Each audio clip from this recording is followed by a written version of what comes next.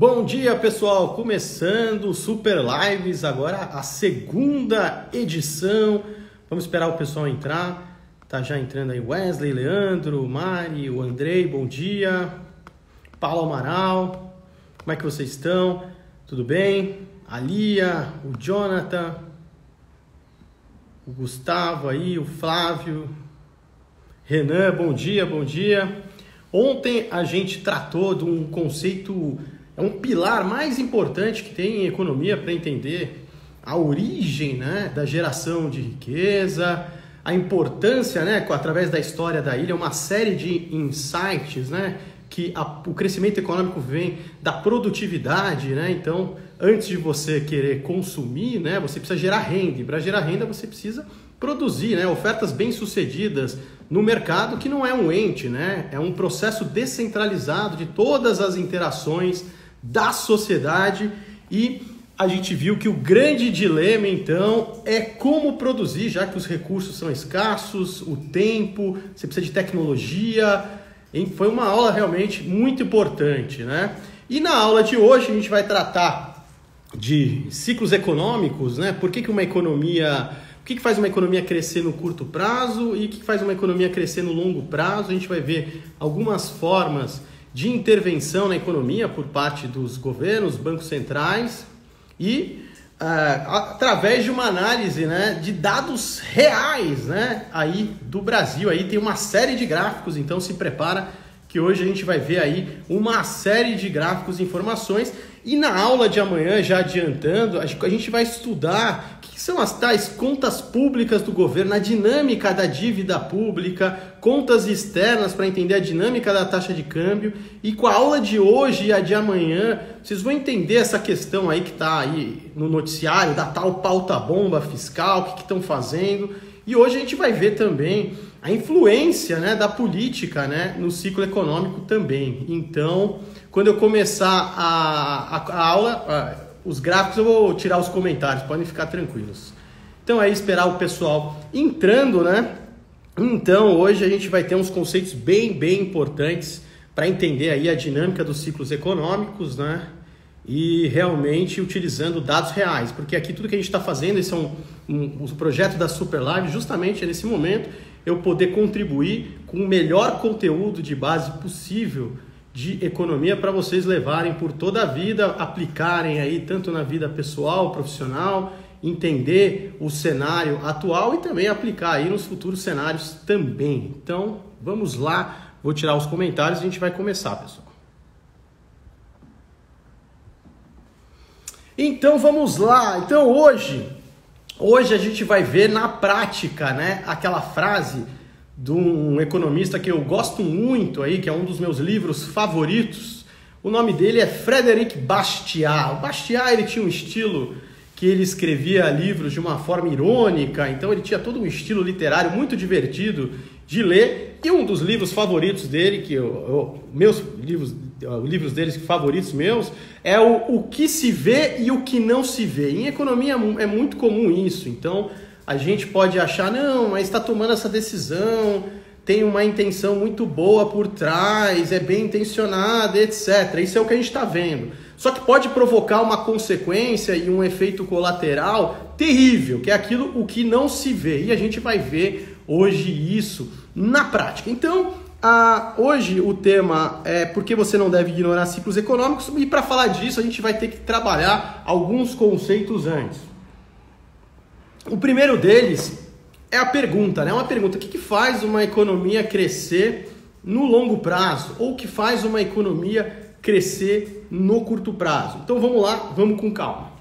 No longo prazo, a gente já viu isso na aula de ontem. O que faz uma economia crescer é ela produzir cada vez mais produtos e serviços que atendam às necessidades das pessoas, solucionem problemas daquela sociedade ou de outras sociedades, e que isso, né, seja incentivado através do quê? De investimentos. Você tem que se sacrificar, poupar para investir, e você tem que aumentar também o que? A sua produtividade. Já que os recursos são escassos, então você precisa produzir mais com menos, produzir coisas diferentes, criar novos produtos, novos mercados. Para isso você precisa de inovações, tecnologia. Então quer dizer que todos os empreendedores, é só ser um empreendedor que vai dar certo? Não. Funciona como, né, no mundo livre, né, funciona como a própria natureza. São vários experimentos competindo simultaneamente entre si. Então vai ter empreendedores que vão conseguir enxergar essas necessidades, solucionar os problemas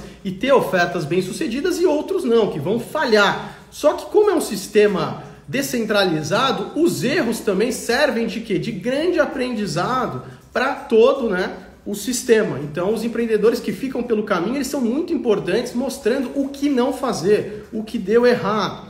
Enfim, isso faz uma economia crescer a longo prazo. Então anota aí. Investimentos, aumentar a capacidade instalada, os meios de produção, e ganhos de produtividade, você conseguir produzir mais com menos, criar novos produtos, novos mercados, porque você está restrito, né? Os recursos são escassos, você só tem acesso a matérias-primas no seu estado natural, você tem que transformá-las, e para isso você tem um tempo, restrição das próprias matérias-primas, restrição de mão de obra. Então, esses são os dois componentes que fazem uma economia crescer no longo prazo, ok? Já no curto prazo, quando a gente está tratando do conceito de Produto Interno Bruto, PIB, que tem alguns problemas metodológicos que a gente vai ver, vocês vão ver assistindo a aula de hoje. Por quê? Porque o PIB justamente ele é uma métrica incompleta no sentido que ele incentiva muito você a acreditar que o que gera riqueza é o consumo. A gente vai ver o que determina o PIB no curto prazo. Então, anota aí. O consumo das famílias, o investimento das empresas, e pode ter também investimento do governo.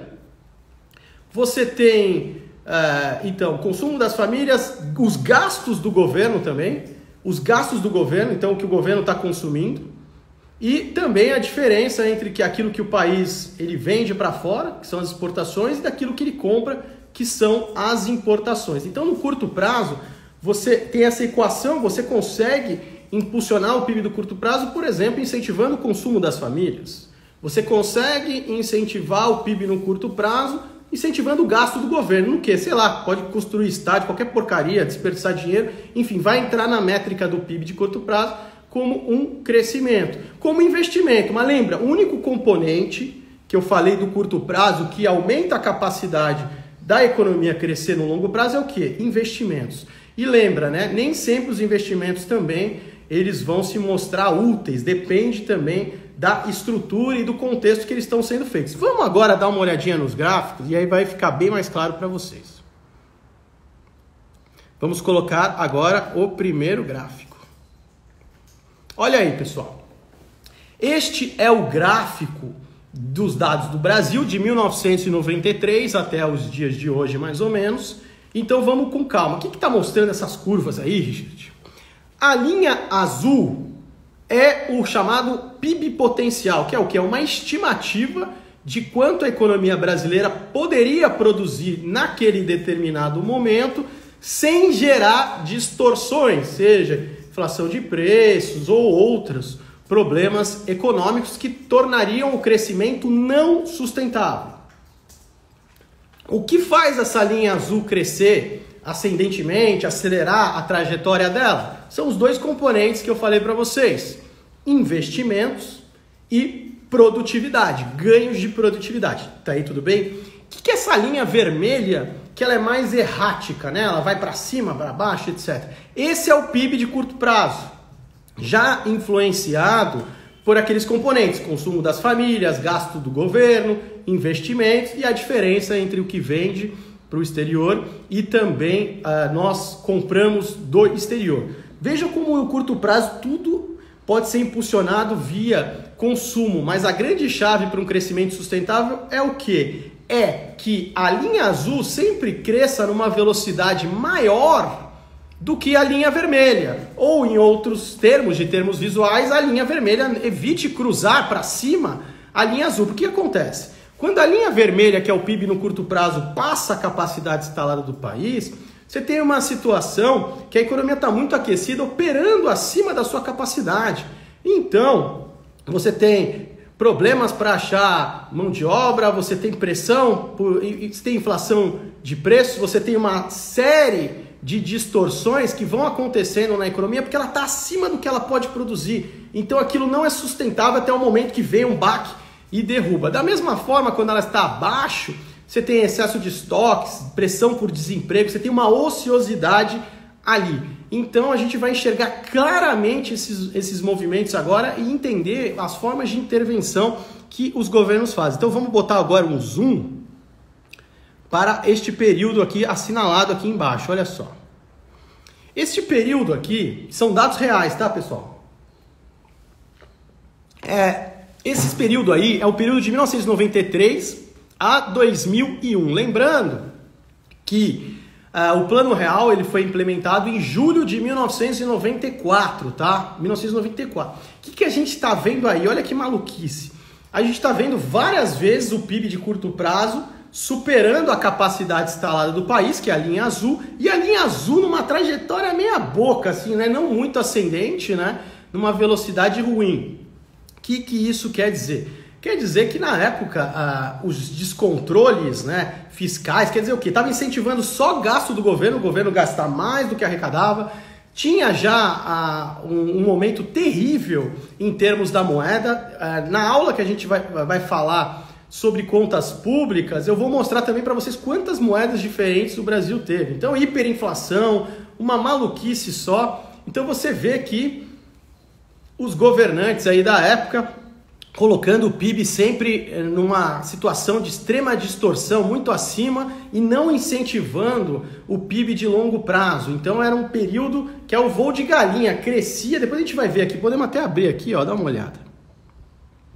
Aqui a gente tem o gráfico, ops, não, calma, deixa eu achar aqui o gráfico, tá aqui. Depois eu ponho.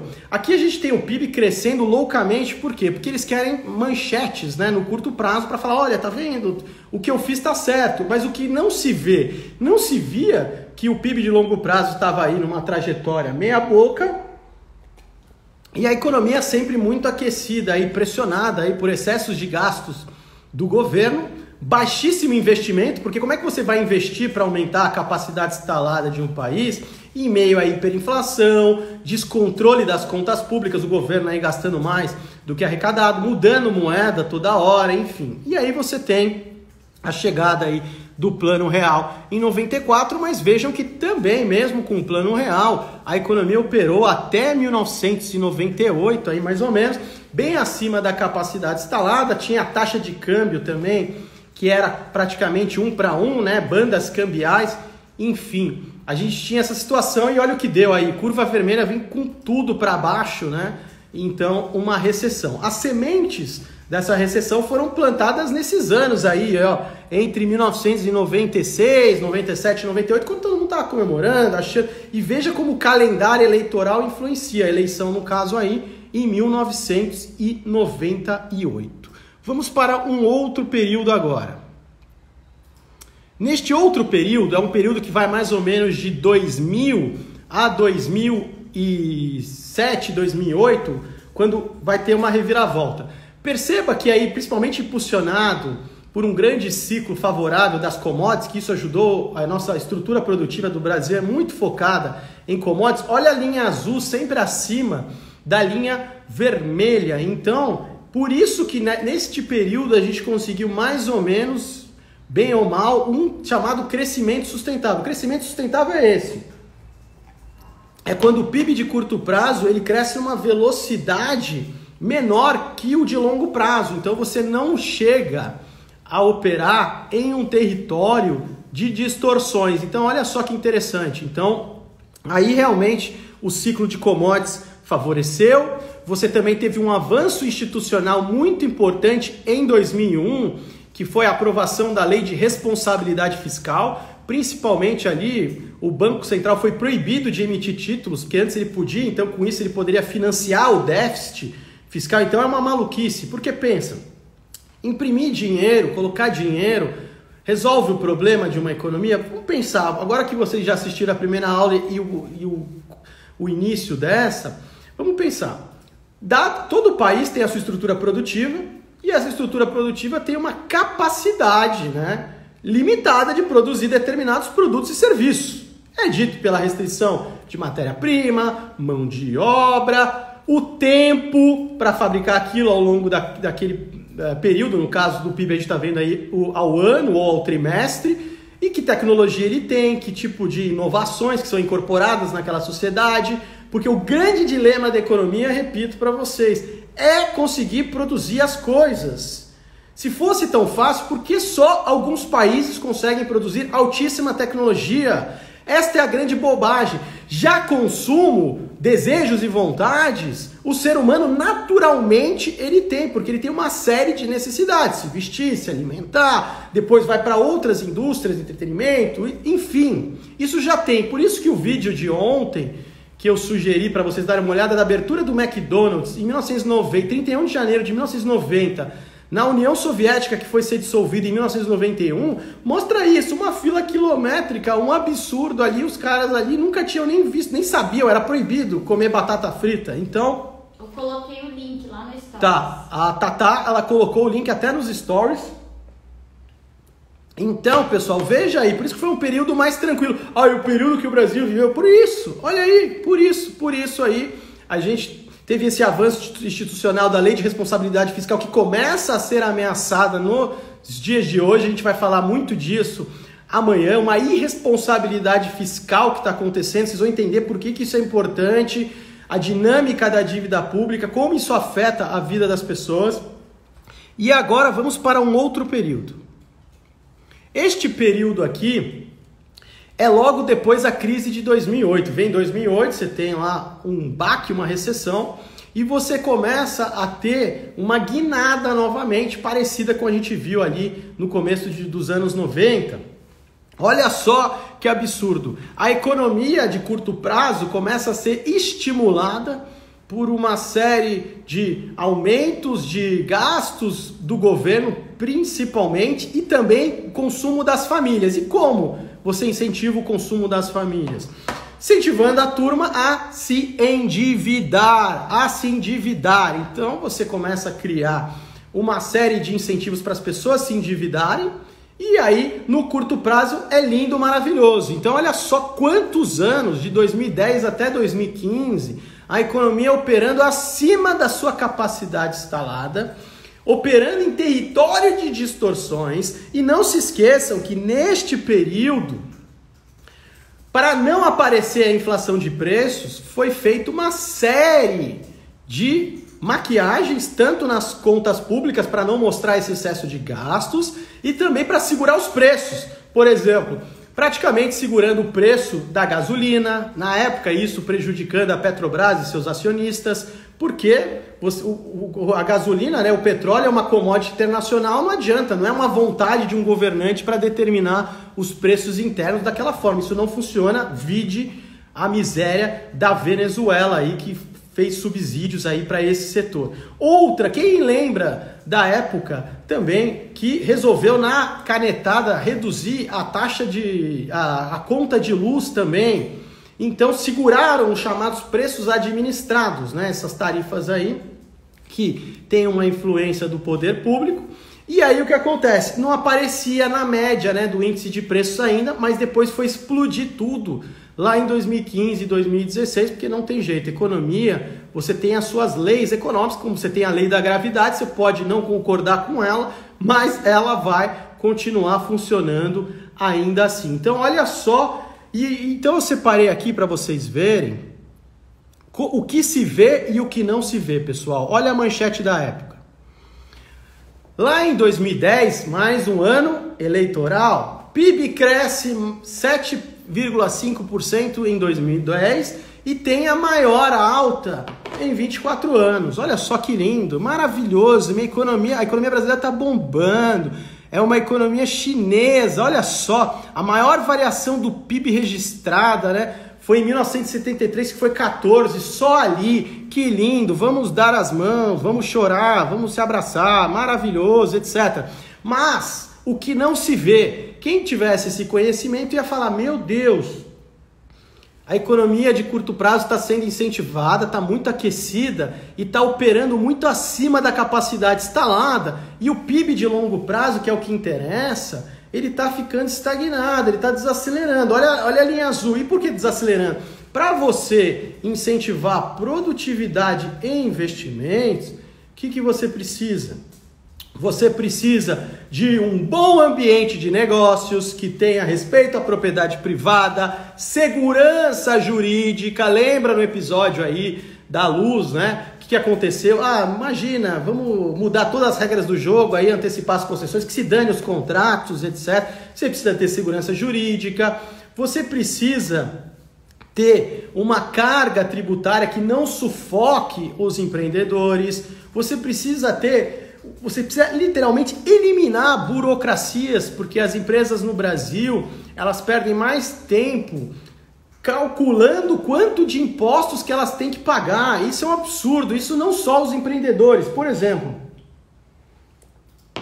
não é uma maluquice o tempo que o pequeno investidor perde, às vezes, calculando as operações dele para ver se passou ou não daquele limite, o que ele tem que fazer, mesmo estando isento, o que ele tem que lançar no imposto de renda.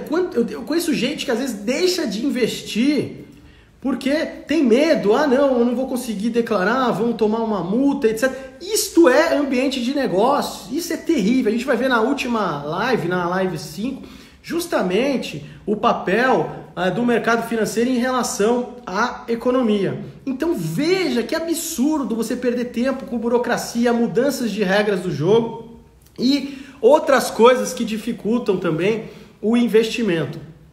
Da mesma forma, o que acontece quando você, por exemplo, o Banco Central nesse momento, o que ele fazia de 2010 a 2015? Ele começou a baixar a taxa de juros loucamente.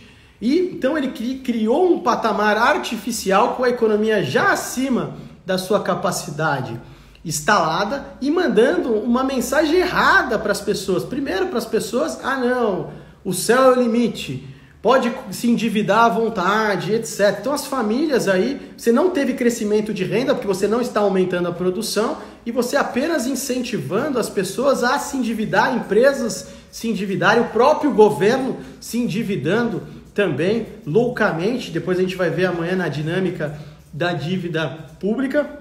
Do lado dos empreendedores, quando você tem essas políticas de créditos artificiais, você às vezes quer privilegiar determinados setores. Que setores serão privilegiados? São aqueles que são próximos do poder, os amigos do rei. Então, o chamado rent-seeking, né? Aqueles grupos que através da manipulação social e política, eles não estão competindo no mercado para ofertar os melhores produtos e serviços. A competição desses caras é outra. A competição desses caras é no meio político, através do que? Eles estão competindo por leis que beneficiem os seus próprios setores, que protejam eles de competição, que garantam subsídios, isenções, enfim. E isso provoca uma série de distorções, porque isso não está alinhado aos verdadeiros desejos e necessidades dos consumidores. Lembra?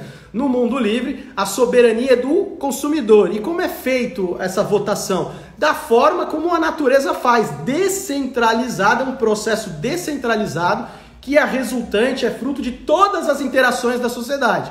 Agora, quando você faz uma política direcionada, é um pequeno grupo que não é um paladino, não está acima do bem e do mal e não tem uma capacidade de saber o que todo mundo quer ou precisa, e isso provoca uma distorção, força as pessoas e induz a erros. Por exemplo, nesse período, a gente teve aquela questão, vamos dar crédito para comprar caminhões.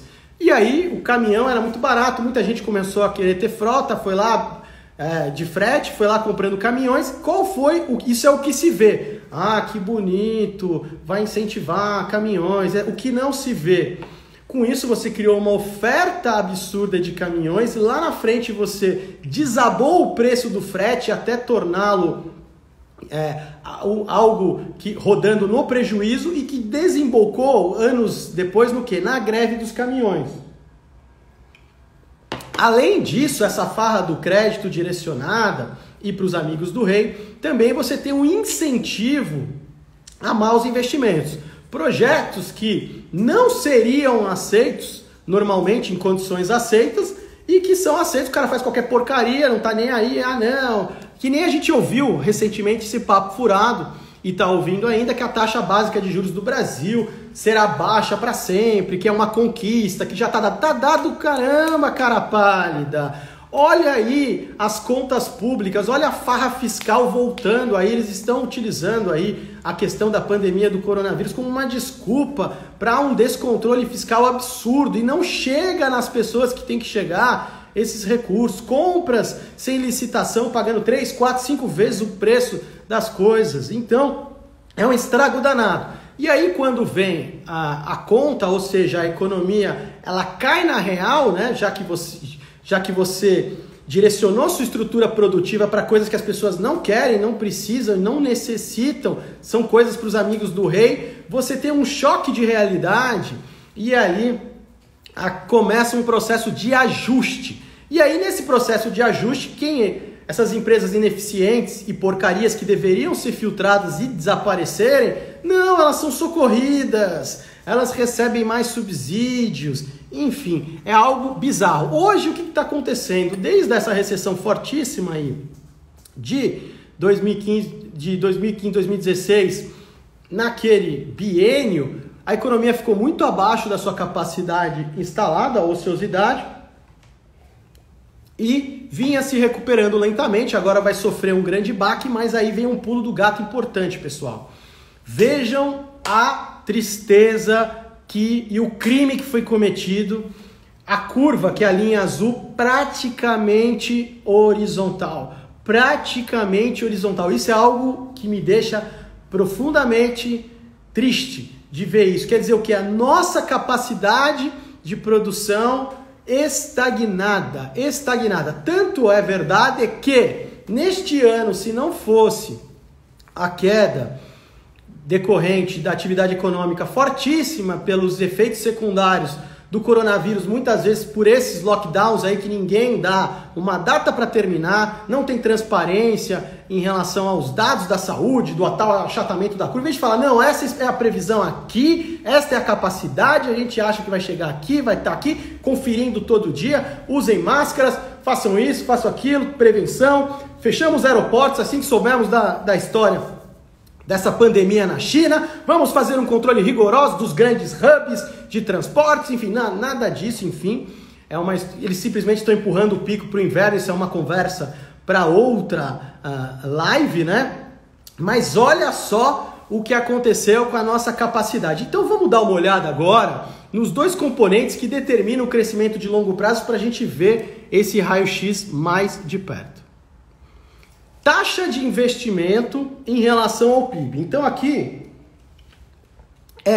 os investimentos em relação ao PIB, que é o indicador para você ver como é que está a taxa de investimento. Lembrando que investimento é aquilo que aumenta, né? Tende a aumentar a capacidade instalada do país e com isso ajuda o quê? Ajuda o PIB potencial a crescer numa velocidade maior. E aí você não tem a situação que se não tivesse o coronavírus e essa queda brusca na atividade econômica, se o PIB brasileiro, por exemplo, crescesse esse ano mais ou menos 2,5%, 3% ao ano, que é um crescimento para um país de dimensões do Brasil, que a gente deveria ter a ambição de ser algo natural, a gente já estaria batendo aonde? No PIB potencial. Ou seja, a partir daí o PIB potencial do Brasil hoje, ele cresce a uma taxa de 1% ao ano. 1% ao ano. Então quer dizer o que isso?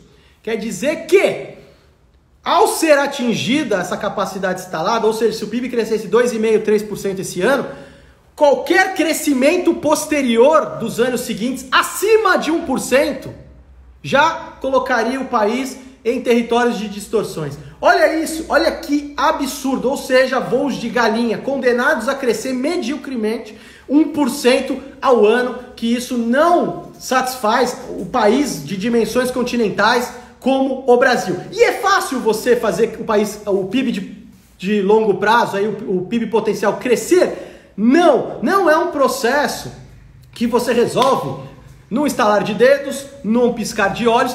Pelo contrário, isso não dá voto, não é? Porque o que vale é o quê? É você bombar a economia no curto prazo, seja incentivando as pessoas a se endividarem, seja aumentando os gastos do governo para você ter uma manchetinha lá do jornal e o jornal escrever lá, linda, maravilhosa, o PIB cresce não sei quantos %, etc. Que é o que se vê. E o que não se vê, ô meu camarada, está crescendo acima da capacidade, o nosso PIB potencial está estagnado e esse é o maior problema. Então vamos dar uma olhada na taxa de investimento. Olha que coisa medíocre. Este gráfico vai de 1995, começo do Plano Real, até o último dado divulgado. Você vê que a nossa taxa de investimento, comparada com os pares dos nossos países emergentes, é terrível, né? Tem país emergente aí que roda 25, 30.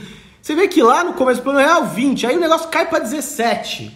Depois de 2002, aquele período, lembra aquele período que teve um crescimento mais sustentável? Ela subiu aí de 17 para 21, muito por fatores externos, né? Você teve o boom das commodities, lei de responsabilidade fiscal, você teve realmente algumas coisas muito bem comportadas, só que chegamos lá nos 21 de novo e olha o que aconteceu. Desabou aí ao longo da recessão e cai aí para baixo de 15 aí, e agora mesmo com toda essa melhora que a gente viu os caras quase dançando, não, estamos bombando, que bombando, olha aí a taxa de investimento em relação ao PIB, medíocre, ainda 15% do PIB. E quem vai querer investir num país que é só, né, o exemplo atual agora, na primeira crise, você já não tem mais segurança jurídica, respeito à propriedade privada, você tem empresas sendo invadidas, materiais sendo confiscados. Isso não é desculpa, lembra? A estrutura antifrágil ela tem que ser de tal forma, a estrutura,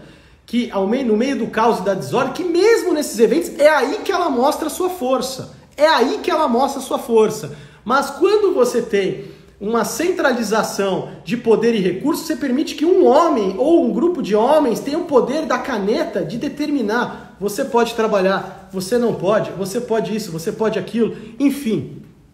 E além disso, com a taxa básica de juros que falaram tanto, num patamar mínimo histórico, cadê aí os investimentos? Porque não é só o que determina. E a gente vai ver nas próximas aulas que essa taxa de juros do Brasil está artificialmente baixa. Então é verdade que eu vou mostrar para vocês amanhã um dado que antes dessa crise começar e essa atividade econômica desabar, o nível de endividamento das famílias brasileiras estava chegando no topo histórico. Ou seja, elas foram incentivadas de novo a se endividarem. Lembra, o caminho sustentável é o quê? É você ter produção. Através da produção bem sucedida, atendendo os interesses das pessoas, você gera renda.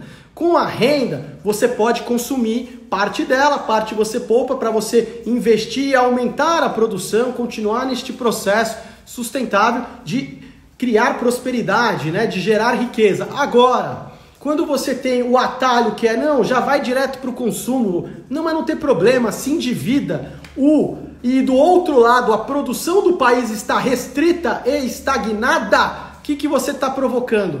Você está provocando aí inflação de preços, você está enviando sinais errados para os empreendedores que vão começar a produzir coisas que não devem ser produzidas e depois que o consumidor perde o fôlego, não aguenta mais a montanha de dívida e tudo explode, aí você vê lá projetos que não deveriam ter sido aceitos, estão lá, viram elefantes brancos, não servem para nada, enfim. Então olha a vergonha da nossa taxa de investimento e por quê? Porque não temos um ambiente de negócios. Não temos um ambiente de negócio respeitável, não temos segurança jurídica, temos excesso absurdo de burocracia. Para as pessoas conseguirem calcular tributos, você precisa de milhões de especialistas, empresas precisam gastar horas em grandes departamentos. E adivinha, aí vem aquela história.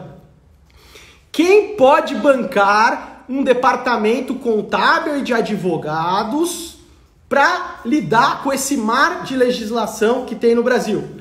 As grandes empresas e principalmente quem? Os amigos do rei que até ajuda, né, a fazer a redação lá da lei para ser bem bonita e favorecer. E os pequenos empreendedores, que são os que mais geram empregos e fazem os experimentos simultaneamente, competindo entre si, e aí? O cara não tem, é caríssimo pagar o contador, é caríssimo, pô, é caríssimo. E o cara vai lá, toma multa, não sabe, etc, enfim. Agora vamos ver então o outro componente de longo prazo importantíssimo, que é a produtividade. Lembrando que na quarta live que falaremos da teoria das redes, o encontro da física com a economia, a gente vai estudar a estrutura produtiva dos países, porque alguns países são ricos e outros pobres, porque alguns conseguem gerar postos de trabalho de altos salários e outros não, estudar o Brasil, inclusive, e desvendar de uma vez por todas o que faz emergir uma produtividade no país. Pô? Por que tem país que consegue fazer avião, helicóptero, altíssima tecnologia e países que só sabem fazer commodities processadas, enfim, isso é uma pergunta. Já que é tão fácil que o pessoal fala, a produção não é um problema, etc. Cadê? Ter tecnologia que você precisa, né? Ter o know-how, né? Vamos ver aqui o último gráfico aqui, colocaremos aqui, sobre produtividade, que isso é importante. Aqui a gente tem a produtividade do Brasil agregada desde 2010, se não me porque eu estou ficando meio cego aqui. Mas enfim, veja como, e atualizado até os dias de hoje, veja como a produtividade do Brasil vem caindo, tem um pequeno respiro e voltou a cair. Os últimos dados são de queda. Os dados mais recentes aí, os últimos dados divulgados mostram uma queda. E isso a gente vai ver na quarta live. Por que que isso está acontecendo no Brasil? E já adianto para vocês, não é culpa individualmente do trabalhador brasileiro. Esta é a maior mentira. Como explica que você pode pegar um trabalhador brasileiro e ao inseri-lo numa estrutura produtiva coletiva, em algumas semanas ele já está produzindo como os demais ali, porque a produtividade é um processo coletivo de cooperação e principalmente da forma como ele está desenhado, da forma como a sociedade está conectada, da forma como a sociedade dividiu, né, as etapas de produção, ou seja, a divisão do trabalho. Enfim, realmente a produtividade brasileira tem explicações para estar estagnada e nada do que está sendo proposto por aí vocês vão ver, isso através dessa contribuição brilhante dos físicos do MIT, vamos citar aí Lars Barabás e César Hidalgo, que fizeram um trabalho brilhante aplicando a teoria das redes à economia para mostrar as estruturas produtivas, né, nessa ótica, e é muito fácil, vocês vão ver, é impressionante. E é facinho. Quem assistiu o meu TEDx, meu TEDx, já deu uma olhadinha, uma espiada, um pequeno spoiler nisso, a gente vai avançar nisso. E realmente, então a verdade é a seguinte, de tudo isso que a gente viu, vocês viram o calendário eleitoral, como influencia demais, como o PIB de curto prazo engana as pessoas, você não vê por aí as pessoas nesses períodos falando da situação real do PIB de longo prazo, não falam. A ótica do PIB, a metodologia do PIB também engana, porque, não, você fica acompanhando aquilo, o PIB subiu é bom, o PIB caiu é ruim. Não necessariamente. O PIB subir, se for por endividamento das pessoas e gastos do governo aumentando o endividamento público, que é a aula de amanhã que a gente vai ver essa dinâmica, mais adiantando, o governo começa a gastar mais do que ele arrecada, ele vai se endividando. E aí ele tem alguns caminhos. Ou ele corta os gastos, que isso a gente vê que eles não fazem, pelo contrário, eles aumentam. Ou eles aumentam os impostos, sufocando ainda mais os empreendedores e as famílias, principalmente o Brasil, que tem uma carga tributária absurda em cima de bens de consumo, ou seja, isso prejudica as classes menos favorecidas. Ou numa situação mais extrema, que já aconteceu em alguns episódios da humanidade, inclusive neste país, o Brasil, que é a chamada monetização da dívida, que é o quê? Imprimir dinheiro e pagar a dívida com isso, e provoca processos inflacionários e hiperinflacionários absurdamente. Então, não se engane, o Brasil só terá um crescimento de longo prazo quando a gente vê o quê? Investimentos, essa taxa de investimento em relação ao PIB estiver subindo de forma sustentável e consistente, e ganhos de produtividade.